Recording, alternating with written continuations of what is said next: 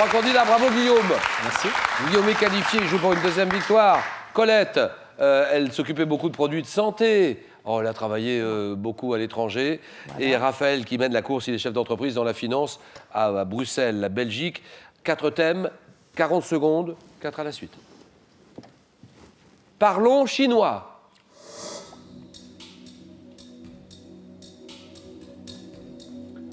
Le corps en mouvement. Trésor des musées de France. Le thème mystère. Vous le découvrez, exclusivité Twitter, hashtag QPUC. N'hésitez pas, vous nous dites un petit mot sur le match qui se joue devant vous, que vous vivez en même temps que nous. Eh bien, je vais prendre... Parlons chinois. Parlons chinois à l'occasion du Nouvel An chinois. Célébré aujourd'hui, c'est ce questionnaire qui porte sur la langue chinoise et ses variantes, sur les mots chinois passés dans la langue française. Nouvel An chinois, la nouvelle année pour les Chinois. Nouvel An chinois, c'est quelque chose de très important pour les Chinois.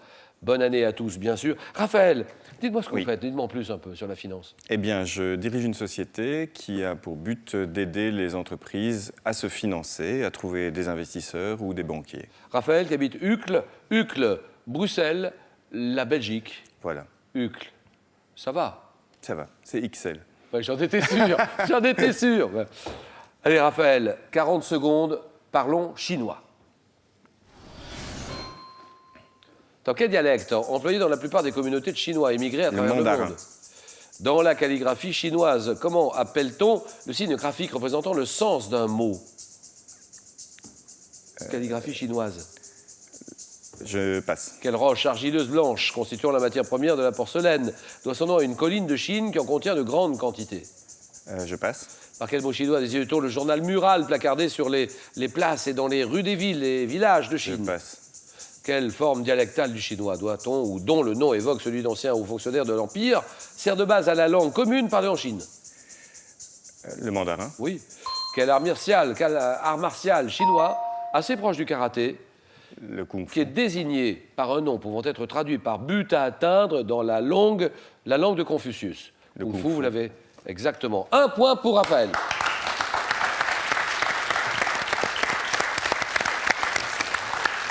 Le journal mural, Raphaël, journal mural placardé sur les places et dans les rues des villes et villages de Chine, un dazibao. Roche argileuse, blanche, le kaolin. Ah oui. Dans la calligraphie chinoise, le signe graphique représentant le sens d'un mot, un idéogramme.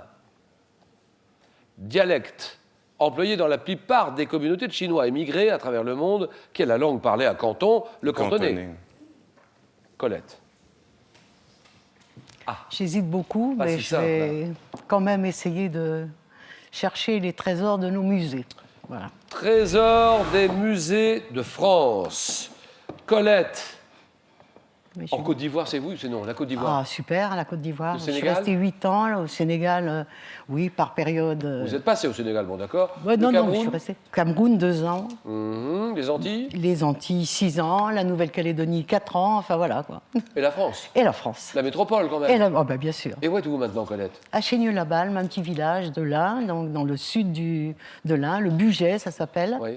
Tout près de Belay, qui est la patrie de Bria-Savarin. Et bien sûr. Et pas loin de Bourg-en-Bresse, où on a de très très bons restaurants, comme vous le savez. Et bien sûr, voilà. Devant l'église de Brou. Voilà. Je vois très bien l'adresse. Ouais. Dites-moi, la chapelle Saint-Claude, qu'est-ce que c'est? Alors, c'est une chapelle que nous faisons vivre, si vous voulez.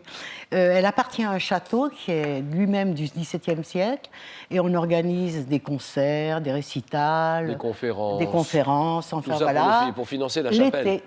Même pas, non, pour faire vivre la chapelle. D'accord. Plutôt, on amène du monde dans ce petit bourg, on va dire, et voilà, tout le monde est content.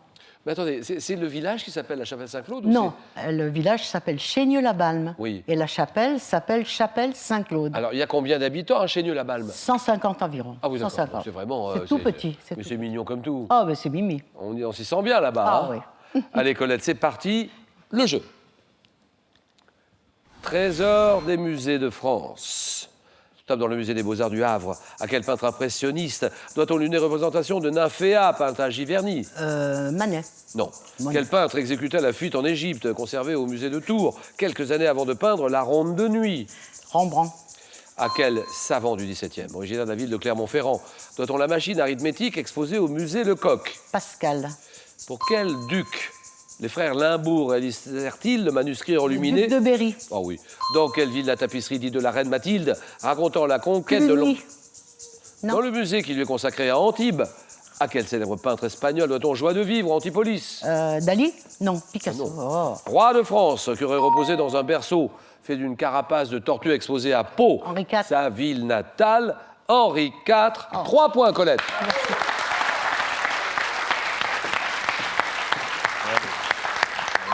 Je me suis plein trompée. Hein. Le musée Picasso, Antibes.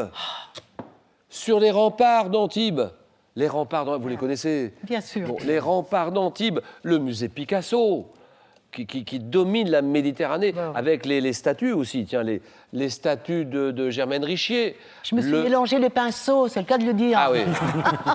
Pablo Ruiz et Picasso. Alors, dans quelle ville la tapisserie dite de la reine Mathilde, racontant la conquête de l'Angleterre par Guillaume le Bâtard, est-elle conservée? Bayeux. À Bayeux. Les Nymphéas de Claude Monet. Monet, ben oui. 3 points, Guillaume. Je vais prendre le corps en mouvement. Bien sûr. Corps en mouvement, c'est parti. Comment va Guillaume? Comment vous sentez-vous ce soir? Pour une deuxième J'ai des victoire, peut-être. adversaires sérieux. Oui. Là, il faut faire au moins, au minimum, 1 point. Ouais. Chrono. Top, quels organes contractiles qualifiés de lisses ou de striés Les permettent muscles. la mobilité? Quelle partie du système nerveux central, située dans la colonne vertébrale, transmet aux muscles les ordres moteurs? La moelle épinière. Oui. Dans les mouvements de pronation et de supination, quel os de l'avant-bras tourne autour du cubitus? Le radius. Par quel mot désigne-t-on le mouvement par lequel un membre s'écarte sur le côté?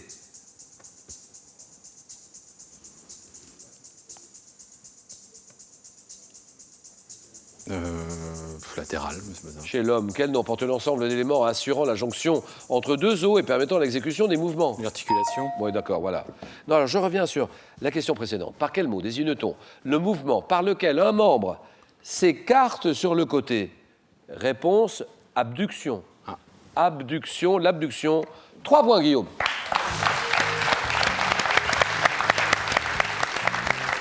Voilà, Raphaël. Mauvais choix de thème. Oui, sans doute le mauvais choix, parce que vous valez mieux que ça. Raphaël, très bon candidat. Merci, Raphaël. Alors, 500 €, et je vais appeler le gagnant tout à l'heure. Ou la gagnante, bien sûr. C'est moi qui vais le faire tout à l'heure. Je vais surprendre quelqu'un, et ça sera la personne qui gagnera les 500 €. Dans un restaurant, quel nom donne-t-on au lavage de la vaisselle? Là, vous l'avez. C'est la cuisson. Réponse 1. La plonge. Réponse 2. Vous appelez le 32 43, maintenant. 32 43. Ou dans 1 ou 2 ou 3 minutes. 32 43. Par SMS, vous tapez la réponse 1 ou 2 au 7 10 20, tirage au sort parmi toutes les bonnes réponses. D'accord. Colette est en finale. Mais Guillaume aussi, Guillaume qui va jouer pour une deuxième victoire. Oh, ça va être beau à suivre. Le match, le choc, le jeu.